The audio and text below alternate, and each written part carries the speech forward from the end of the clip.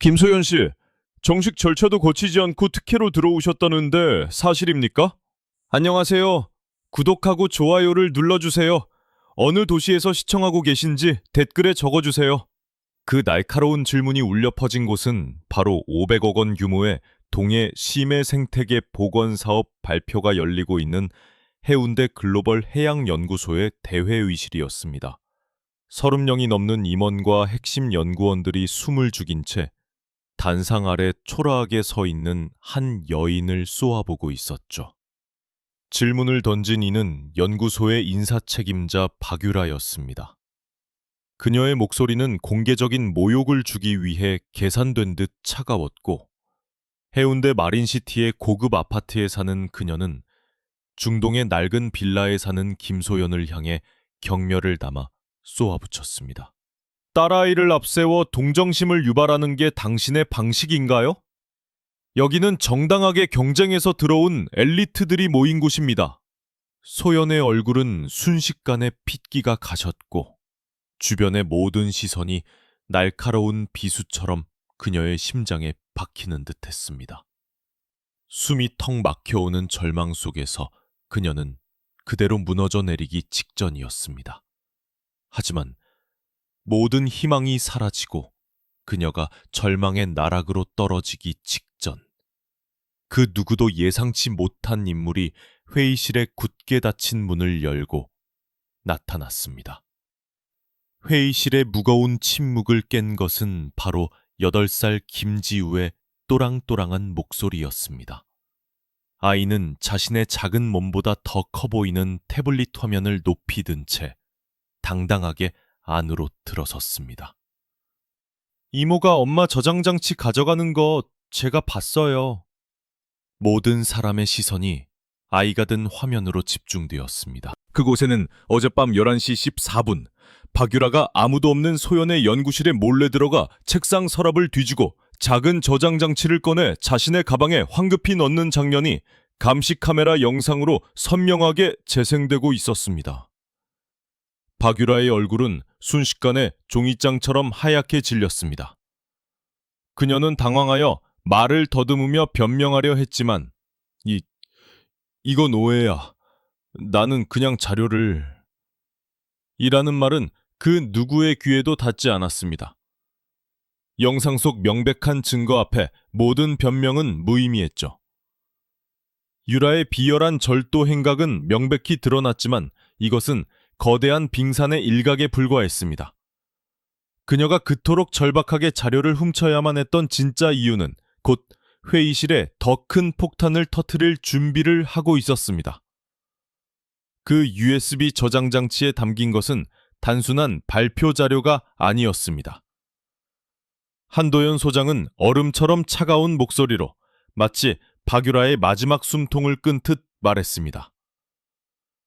거기엔 우리 연구소의 미래이자 그 가치를 돈으로 환산하면 수조 원에 달하는 포세이돈 프로젝트의 핵심 알고리즘 원본이 들어있었지.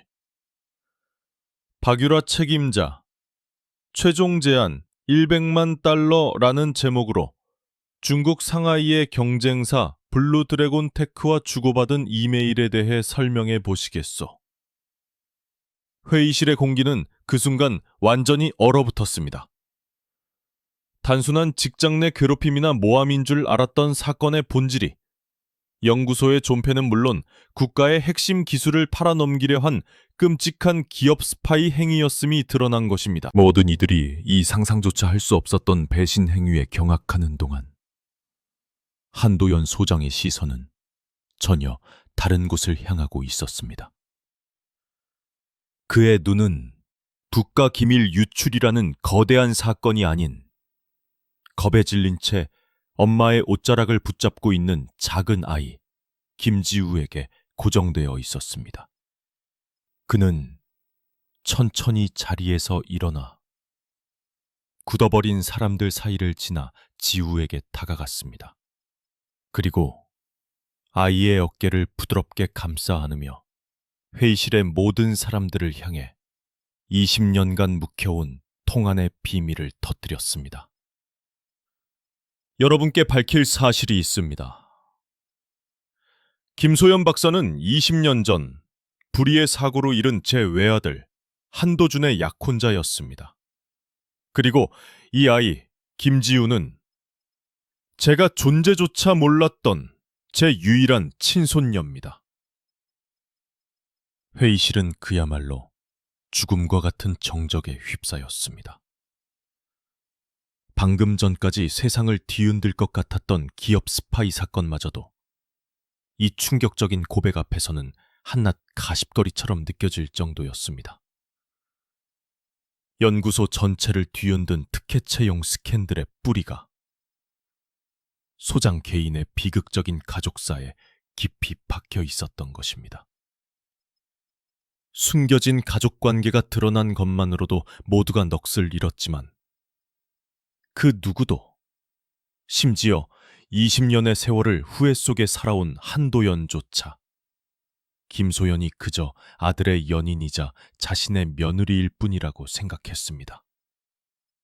그녀가 연구소의 운명을 좌우할 수 있는 그 누구보다 강력한 비장의 카드를 조용히 쥐고 있다는 사실은 꿈에도 상상하지 못했습니다. 소장님의 통안의 고백이 끝나자 그는 비로소 20년 묵은 짐을 내려놓은 듯 지친 얼굴로 소연을 바라보았습니다. 그의 눈빛은 이제 그녀를 불쌍한 며느리이자도 가여운 손녀의 어미로 자신의 권위 아래 거두어 보호해야 할 대상으로 여기고 있었습니다. 회의실의 모든 사람들 역시 소연을 동정어린 시선으로 바라보기 시작했습니다. 비극적인 과거를 딛고 일어서려는 가련한 여인. 하지만 바로 그 순간 모든 동정과 연민의 분위기를 산산조각내는 목소리가 울려 퍼졌습니다. 소장님, 정정할 부분이 있습니다. 그 목소리는 더 이상 떨리지 않았습니다. 크지는 않았지만 회의실의 공기를 가를 만큼 단단하고 명료했습니다.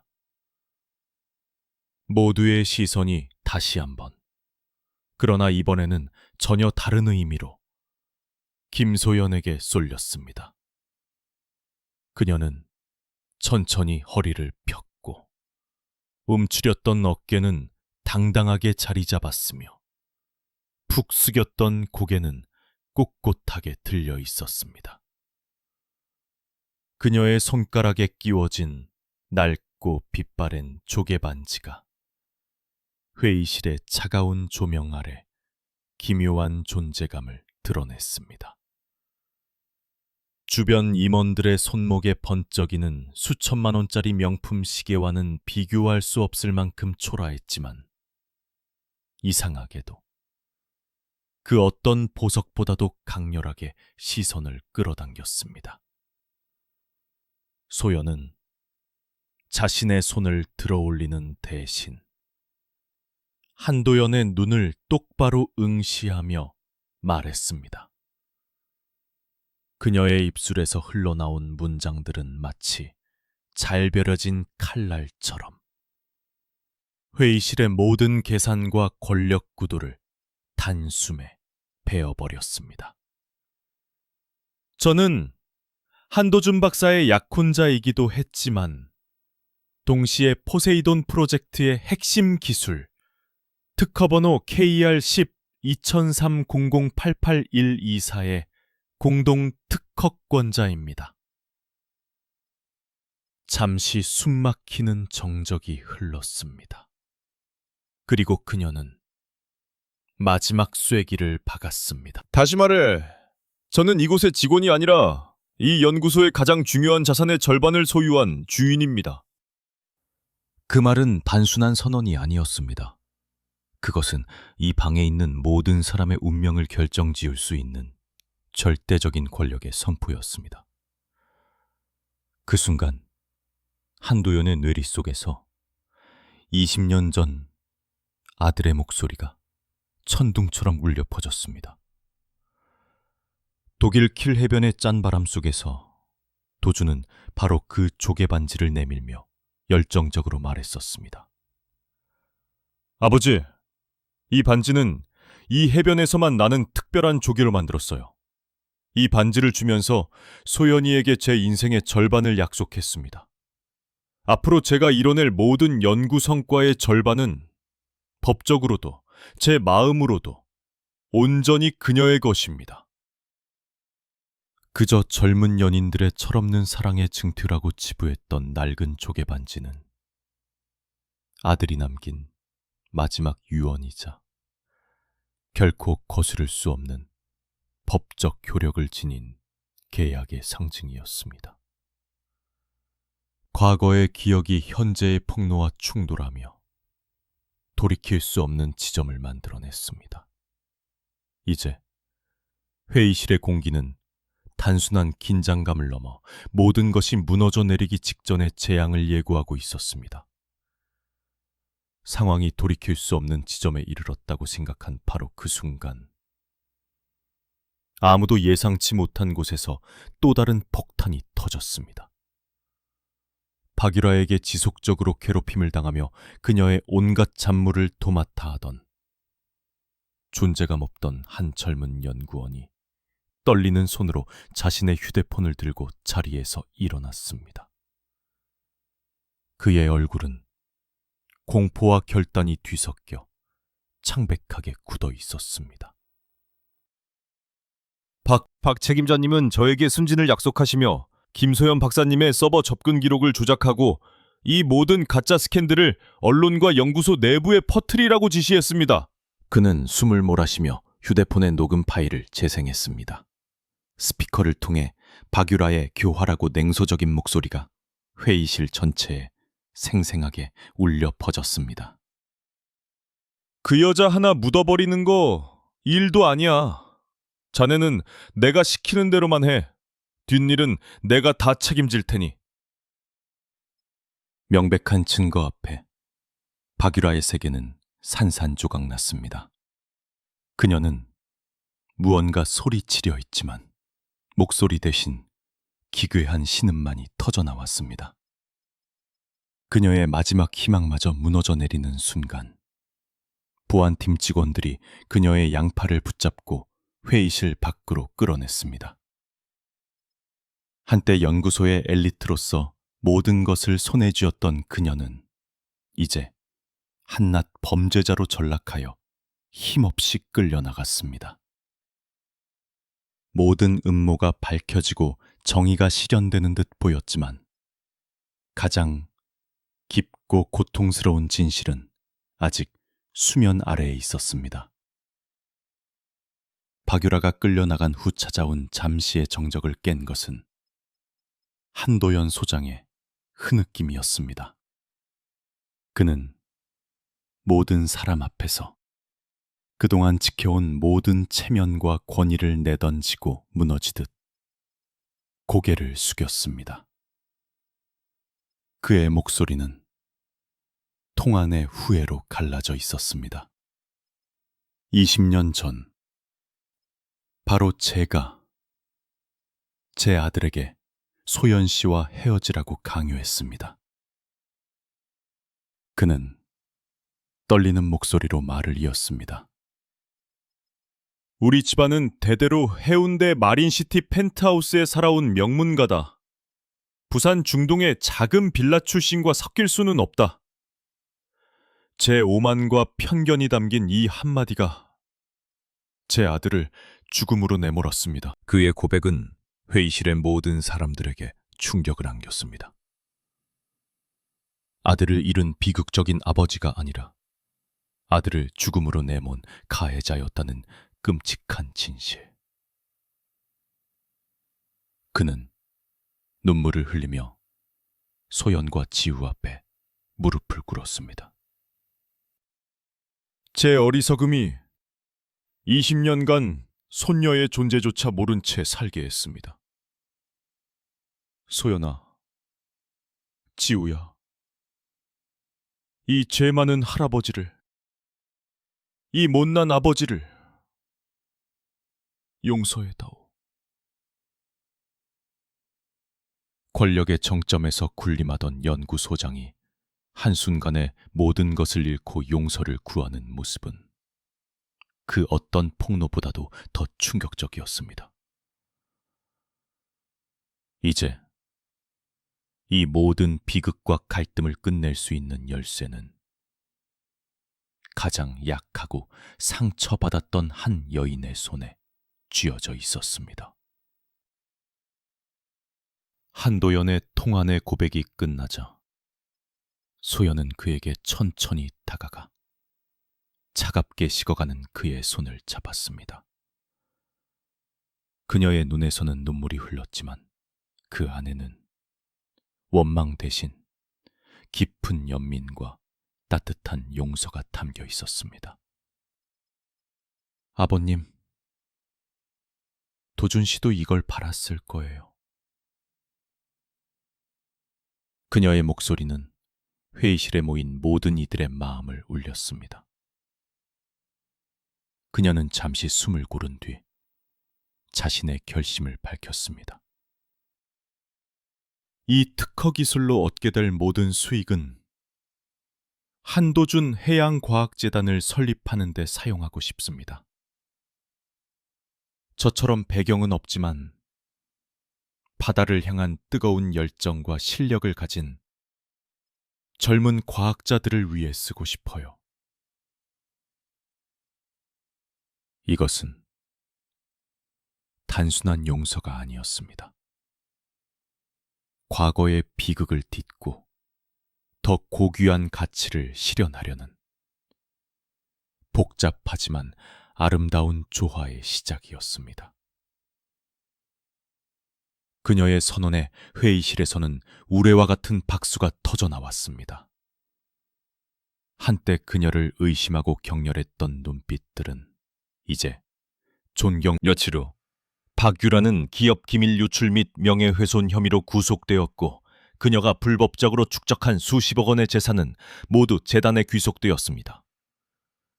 그녀를 따르던 이들은 모두 징계위원회에 회부되어 연구소에서 불명예스럽게 쫓겨났습니다. 그들이 그토록 지키려 했던 엘리트의 성은 하루아침에 무너져 내렸습니다. 몇 달 후 해운대 바닷가가 한눈에 내려다 보이는 가장 좋은 자리에 한도준 해양과학재단이 문을 열었습니다. 설립식 날, 한도연과 김소연, 그리고 어느새 훌쩍 자란 김지우, 세 사람이 나란히 서서 바다를 바라보고 있었습니다. 한때 중동의 낡은 빌라에서 내일을 걱정하던 모녀는 이제 수많은 젊은 과학자들의 꿈을 지원하는 재단의 중심이 되었습니다. 한도연은 지우의 목에 아들 도준의 사진이 담긴 로켓 목걸이를 직접 걸어주었습니다. 지우는 할아버지와 엄마의 손을 꼭 잡고 아빠의 유품인 조개반지를 만지작거리며 환하게 웃었습니다.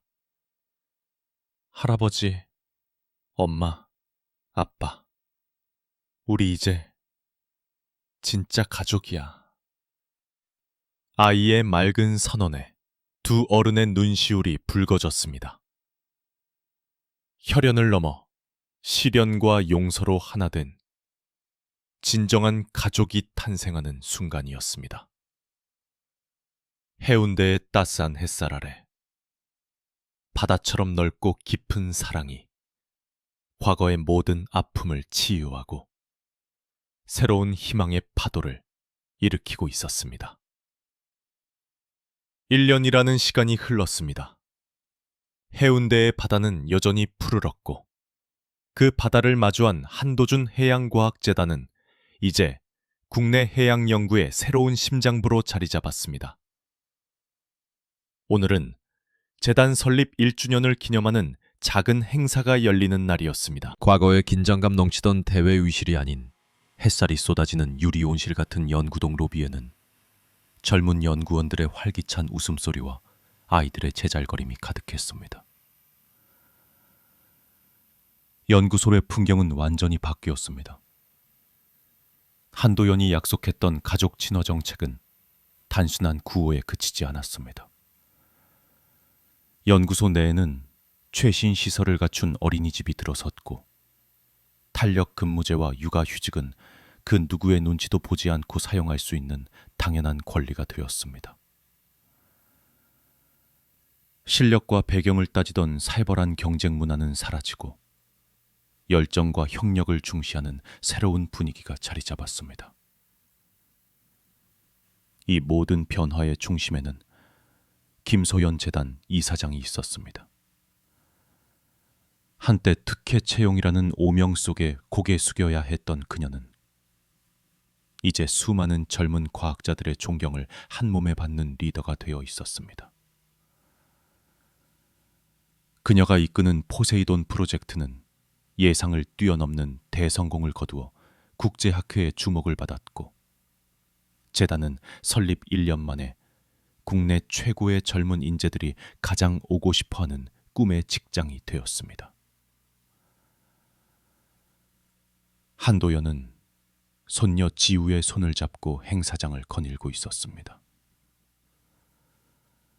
수십 년간 그의 얼굴을 기덮고 있던 권위와 근엄함은 온데간데 없고 주름진 눈가에는 따스하고 인자한 미소만이 가득했습니다. 그는 더 이상 연구소의 소장이 아니라 손녀의 작은 질문 하나하나에 귀 기울이는 평범한 할아버지였습니다. 그는 아들의 비극을 통해 얻은 값비싼 교훈을 잊지 않았습니다. 오만과 편견이 한 사람의 인생, 나아가 한 가족의 운명을 어떻게 파괴하는지를 뼈저리게 깨달은 그는 재단의 모든 의사결정에서 투명성과 공정성을 최우선 가치로 삼았습니다. 그의 변화는 연구소 전체에 선한 영향력을 퍼뜨렸고 그들의 이야기는 단순한 스캔들을 넘어 진정한 가치가 무엇인지를 되새기게 하는 전설이 되었습니다. 지우는 어느새 10살이 되어 있었습니다.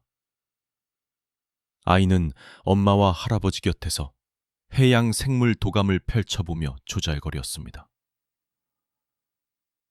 아이의 손가락에는 여전히 낡은 조개 반지가 끼워져 있었습니다. 이제 지우는 그 반지에 담긴 아빠의 사랑과 엄마의 기다림, 그리고 할아버지의 후회와 용서라는 모든 이야기를 알고 있었습니다. 반지는 더 이상 슬픈 유품이 아니라 세 사람을 단단하게 묶어주는 사랑의 징표였습니다. 행사가 끝나고 세 사람은 노을이 지는 해변을 나란히 걸었습니다. 붉게 물든 바다 위로 갈매기들이 평화롭게 날고 있었습니다. 1년 전, 이 자리에서 불안한 미래를 걱정했던 그들의 모습은 이제 어디에도 없었습니다.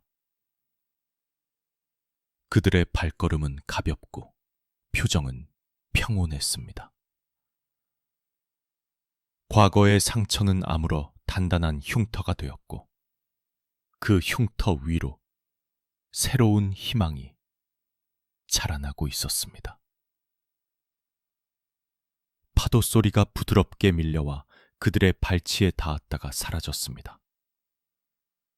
마치 지나간 아픔을 씻어내고 새로운 내일을 약속하는 듯했습니다. 저물어가는 해를 등지고 선 세 사람의 실루엣은 한 폭의 그림처럼 평화로웠습니다. 그들의 이야기는 한 가족의 비극과 화해를 넘어 우리 사회에 깊은 울림을 남겼습니다. 우리는 때로 한 사람의 겉모습, 그가 사는 집, 그가 가진 배경만으로 너무나 쉽게 모든 것을 판단하고 단정짓습니다. 하지만 가장 초라해 보이는 조개 껍데기 안에 가장 진귀한 진주가 숨겨져 있듯 진정한 가치는 눈에 보이는 것 너머에 존재한다는 사실을 그들은 온몸으로 증명해 보였습니다. 김소연은 자신을 짓누르던 거대한 편견과 모함 앞에서 무너지지 않았습니다. 그녀는 자신의 실력과 진실의 힘을 믿었고 결국 스스로의 힘으로 운명을 바꾸어냈습니다. 한도연은 평생을 바쳐 쌓아 올린 자신의 성이 오만과 편견이라는 모래 위에 세워졌음을 깨닫고 모든 것을 내려놓는 용기를 통해 비로소 진정한 행복을 찾을 수 있었습니다. 그리고 작은 영웅 김지우는 어른들의 복잡한 세상 속에서도 가장 순수한 용기가 때로는 가장 강력한 무기가 될 수 있음을 보여주었습니다. 그들의 삶은 우리에게 묻습니다. 진실이 외면당하고 거짓이 판치는 순간, 당신은 침묵하시겠습니까?